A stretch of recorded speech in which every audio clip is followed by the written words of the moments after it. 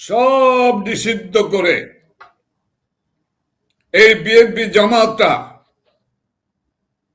আত্মতৃপ্তি পেতে চেয়েছে। সেটি কিভাবে? যে 32 নম্বরে পাক হানাদার বাহিনী সাহস পায়নি হাত দিতে, সেই ঐতিহাসিক 32 নম্বরকে কারা ভাঙলো, কার নির্দেশে ভাঙলো, এটি খতিয়ে দেখবে বাঙালি জাতি একদিন, এবং সব পরিষ্কার হবে। বঙ্গবন্ধুর ভাস্কর্যগুলিতে কি অপমান করা হয়েছে আপনি জানেন?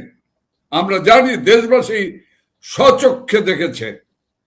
গণভবন উপর আক্রমণ করেছে, সেদিন গণভবনে আক্রমণ করেছে। বঙ্গবন্ধু জাতির পিতার 2 কন্যা প্রধানমন্ত্রী শেখ হাসিনা এবং শেখ রেহানাকে চূড়ান্তভাবে হত্যার পরিকল্পনা নিয়ে। কারা করলো ওই পরিকল্পনা? যারা দীর্ঘ সময় ধরে 19 বার শেখ হাসিনাকে হত্যার চেষ্টা করে ব্যর্থ হয়েছে, রাখে আল্লাহ মারেকে তারা চেষ্টা করেছে। তারা কি করেছে? তারা শুধু গণভবনের উপরে হামলা করেনি, তাদের চূড়ান্ত লক্ষ্য ছিল ওই ইউনুস গঙ্গের শেখ হাসিনাকে, শেখ রেহানা, বঙ্গবন্ধুর 2 আদরের কন্যা, তাদেরকে নির্মম নিষ্ঠুর ভাবে হত্যা করা। আমাদের এই গণভবন দখল করতে গিয়ে কি কি ঘটেছে সেখানে দেখেছে। মাছ লুট করেছে লুটেরা,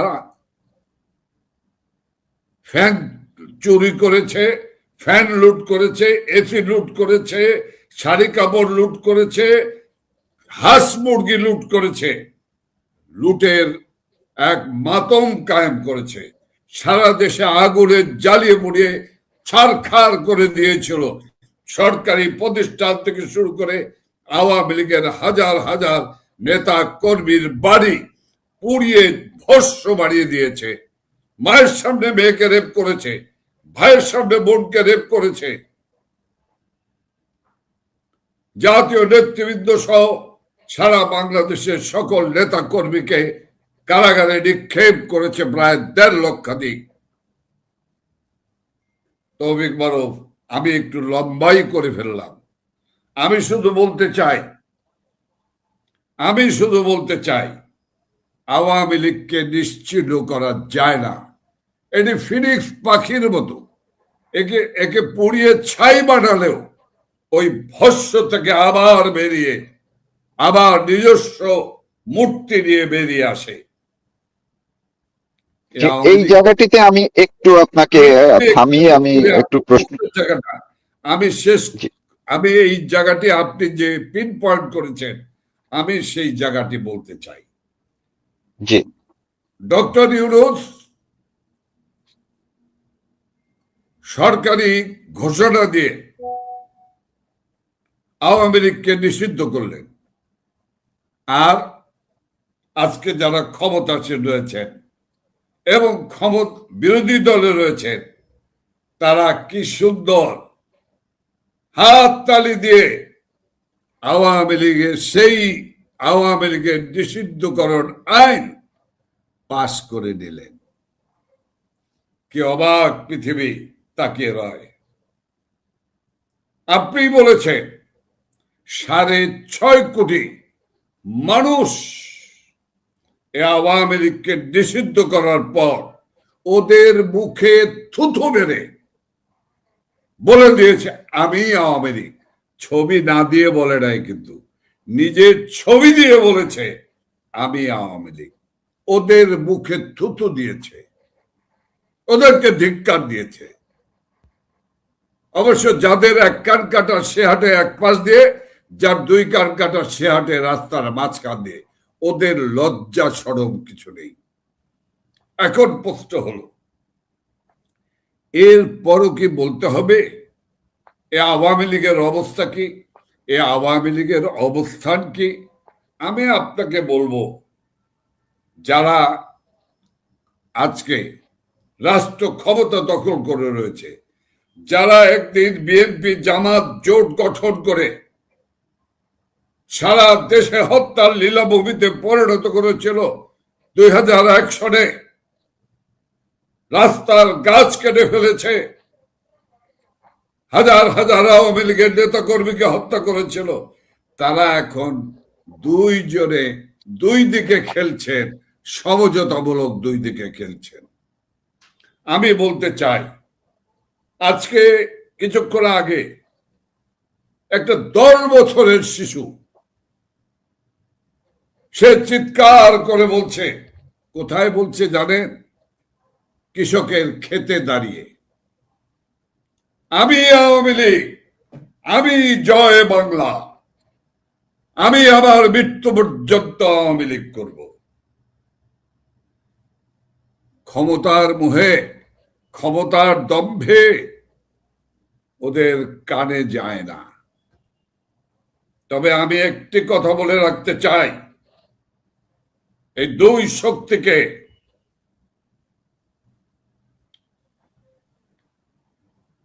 প্রচন্ড একটি প্রলয়ঙ্করী ঝড় এই 6 কোটি 6.5 কোটি মানুষ যারা তারস্বরে চিৎকার করে বলেছে, নিজেদের অস্তিত্ব প্রকাশ করেছে, আমি আওয়ামী লীগ, তাদের কি দমানো সম্ভব? এই ঝড় ধন্যবাদ। প্রলয়ঙ্করী ঝড়ে পরিণত হবে। সময় অপেক্ষায় থাকুন। জি, এই জায়গাটিতেই আপনি যে প্রলয়ঙ্করী ঝড়ের কথা বললেন, আপনার বক্তব্য শুনছিলেন যারা দর্শকরা, তাদের মধ্যে অনেকে কমেন্টস করছেন এবং এই কমেন্টস এর মধ্যেও দেখতে পাচ্ছি আপনার বক্তব্যের যে প্রতিফলন সেটি আছে। বিভিন্ন জন বিভিন্ন প্রশ্ন করছেন। আমি একটু এখন মূল আমার যে শিরোনামটি করেছি সেই জায়গায় যেতে চাই, যে যেই ঝড় এবং জনজোয়ারের কথা আপনারা বলছেন এবং বাংলাদেশ আওয়ামী লীগ ফিরবে খুব শক্তি নিয়ে আপনি এখনো বলছেন এবং বিভিন্ন সময় আপনি বলে থাকেন। আপনি এর মধ্যেও বলেছেন এবং সবাই বলছেন যে শেখ হাসিনা ফিরবেন এবং ফিরছেন খুব দ্রুত সময়ের মধ্যেই বা এ বছরের মধ্যেই, সেটিও আপনি গতকালকে একটা ইন্টারভিউতে বলেছেন। তো এখন প্রশ্নটি হলো, ফিরবেন শেখ হাসিনা, ফিরবেন আওয়ামী লীগ ফিরবে, ঝড়ের গতিতে ফিরবে, কিন্তু সেই ঝড়টা আসবে কিভাবে? তৃণমূলের নেতা কর্মীরা এখানে আছেন, তারা জানতে চাচ্ছেন আর কত অপেক্ষা করতে হবে, ফেরাটা কিভাবে হবে, এইটি আপনি কি ব্যাখ্যা দিবেন? আমি আপনার মাধ্যমে, তৌফিক বরফের জার্নালের মাধ্যমে যারা দেখছেন, যারা শুনছেন, আমি সেই ব্যথাতুর প্রাণ নিয়ে যারা শুনছেন, আমি সকলের প্রতি শ্রদ্ধা ভালোবাসা জানিয়েই আমি বলবো, একাত্মতা জানিয়ে বলবো, মনে রাখতে হবে যে আমরা একটি বিরাট যুদ্ধের মধ্যে রয়েছি। আমাদের আস্থার জায়গাটি থাকতে হবে আমাদের নেত্রী দেশরত্ন শেখ হাসিনার প্রতি। আমি জানি আপনাদের সকলের আস্থা রয়েছে আমার তৃণমূলের ভাইরা, কিন্তু সেই জায়গাটিতে আপনাদের উপর এমন অত্যাচার, নির্যাতন, নিষ্পেষণ, নিপীড়ন এই 2 বছর যাবৎ চলছে, যা অসহ্য, অসহনীয়। আপনাদের নিশ্চয় মনে আছে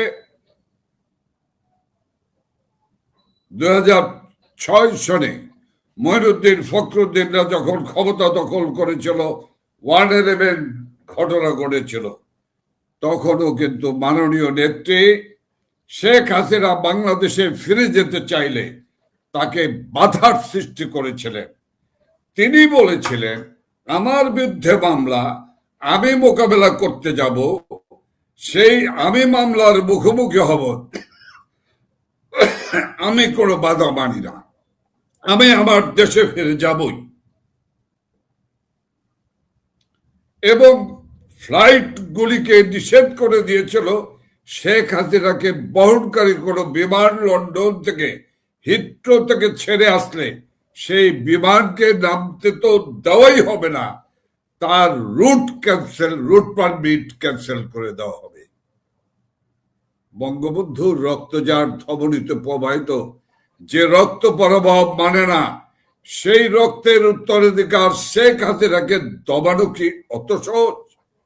তিনি এসেছিলেন এবং এই আমরাও সেদিন যুবলীগ, আজকে আওয়ামী লীগের প্রেসিডেন্ট সদস্য, সেদিন ছিলাম যুবলীগের চেয়ারম্যান। সেই যুব সংগঠনকে নিয়ে আমরা সেদিন সংগঠিত হয়েছিলাম, সারা দেশের যুব সমাজকে নিয়ে। সেদিনও আত্মগোপনে থেকেই তো সংগঠিত করেছিলাম। সেই আন্দোলনের ধারাবাহিকতা, আন্দোলনের ধারে, আন্দোলনের তীব্রতায় সেদিনের সামরিক বাহিনী ব্যাক্ট সেই সরকারকে মাথা নত করতে হয়েছিল। আমি আপনাদেরকে বলতে চাই, তৌফিক মারুফ এই আওয়ামী লীগের উপর জন্মলগ্ন থেকে যে আঘাত, যে রক্ত দিতে হয়েছে আওয়ামী লীগকে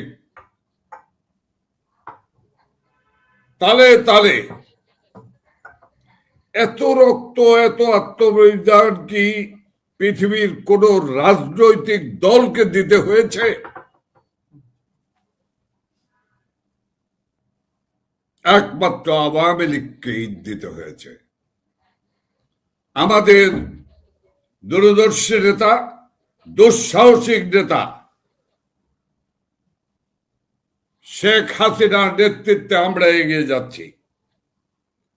আপনাদের ভয়ের কোনো কারণ নেই, হতাশ হবেন না, ইমান আমানকে মজবুত করে থাকুন।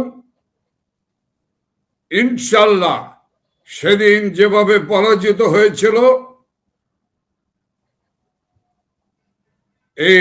এদের পরাজয় অবশ্যম্ভাবী, হতেই হবে। ইতিহাস তাই বলে আমাদেরকে। আপনারা জানেন তৌফিক মারুফ যে গত 3 দিন আগে কি করলো তারা।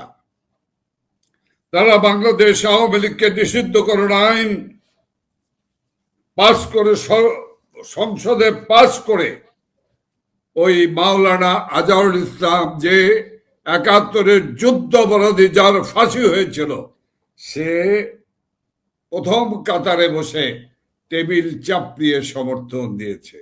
এটা আজকের বাংলাদেশের প্রতিচ্ছবি। আজকে বাংলাদেশের প্রতিচ্ছবি হলো ইউনূস তো একটি পচা গন্ধ মালে পরিণত হয়েছে। নেত্রী বলেছিলেন, হাতে ঘা লেগেছিল যে আমার বিরুদ্ধে ষড়যন্ত্র হচ্ছে, আমি বিদেশিদের কাছে মাথা নত করি না, সেই কারণে আমাকে ক্ষমতার থেকে নামিয়ে দেওয়ার ষড়যন্ত্র হচ্ছে, সরিয়ে দেওয়ার ষড়যন্ত্র হচ্ছে। কিন্তু আমি আপনাদেরকে বলতে চাই, এই বাংলার 1 ফোঁটা 1 ইঞ্চি জায়গা নিয়ে আমি কোনো বিশ্বাসঘাতকতা করব না, আমি কাউকে ছাড় দেব না। তাতে যদি আমার মৃত্যু হয়, সে মৃত্যুকেও আমি আলিঙ্গন করব। এটি তো গোপনে আমাদের মিটিং এ বলেননি, উনি ওপেন পাবলিকলি বলেছেন, মিডিয়ায় বলেছেন। তিনি বলেছিলেন যখন জুলাই মাসে আন্দোলন, তথাকথিত কোটা আন্দোলন শুরু হয়, তিনি বলেছিলেন এটা কোটা আন্দোলন না, এটা আমাকে ক্ষমতার থেকে সরানোর এক বহিঃশক্তির এক বিরাট ষড়যন্ত্র। আমরা বুঝতে পারি নাই,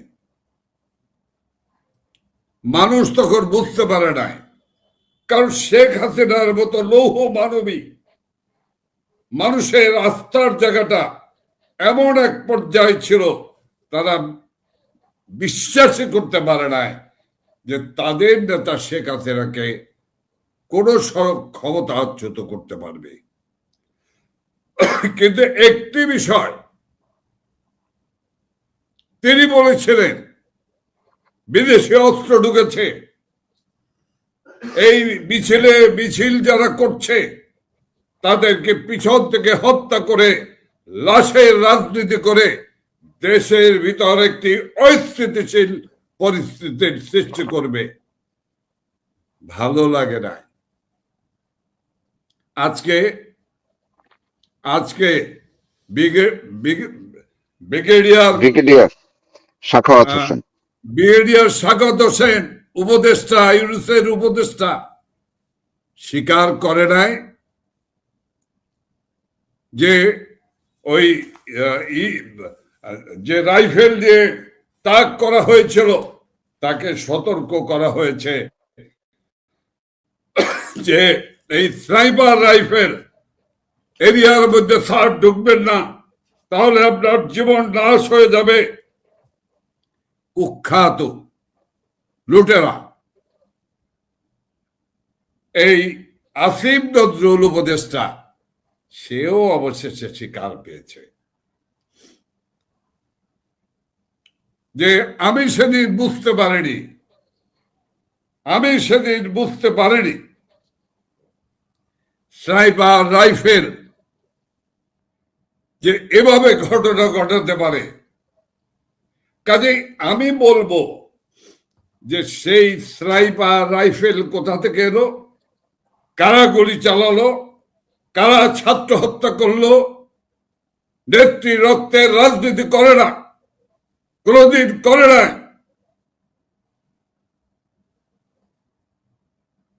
যদি তাই করতেন তাহলে আমি দায়িত্ব নিয়ে বলছি, 10 লক্ষ লোকের ঢাকায় জমায়েত করা আমাদের জন্য কোনো বিষয় ছিল না। শুধু সিদ্ধান্ত আর কয়েকটি টেলিফোনের প্রয়োজন ছিল। কিন্তু আমাদের নেত্রীর কোন সাংঘর্ষিক পরিস্থিতিতে যেতে চাননি। এই মানবতাময়ী মা কোন সাংঘর্ষিক পরিস্থিতিতে যেতে চাননি। আপনি বলেন যে বাংলাদেশ আওয়ামী লীগের জন্য ঢাকা মহানগরে 5 লক্ষ 10 লক্ষ লোক ঘিরে ফেলা কোন ঘটনা ছিল? কিন্তু নেত্রী জানতো ওদের কাছে অস্ত্র আসছে, স্নাইপার এসেছে, ওরা পিছন থেকে হামলা করবে, বেপরোয়া ভাবে লাশ পালাবে। উনি চেয়েছিলেন একটি শান্তিপূর্ণ পরিবেশ চেয়েছিলেন। তো কাজেই সেই পরিস্থিতির আলোকে বাংলাদেশ দখল করে নিল, রাষ্ট্র ক্ষমতা দখল করে নিল এই খুনি ইউনূস গঙ্গেরা। কি করলো? দেশটাকে লুটপাট করলো। দেশের প্রতি কোনো দায়িত্ববোধ যাদের নাই, এ ধরনের মানুষদেরকে দিয়ে উপদেষ্টা মন্ডলী করে তাদেরকে লুট করা, হরিণ লুট করার এক সুযোগ করে দিল এবং দেশটা হরিণ লুট হলো। যে শিশুদের টিকার জন্য নেত্রী প্রায় 100% সফলতা, সেই শিশুদের টিকা থেকে বঞ্চিত হলো শিশুরা।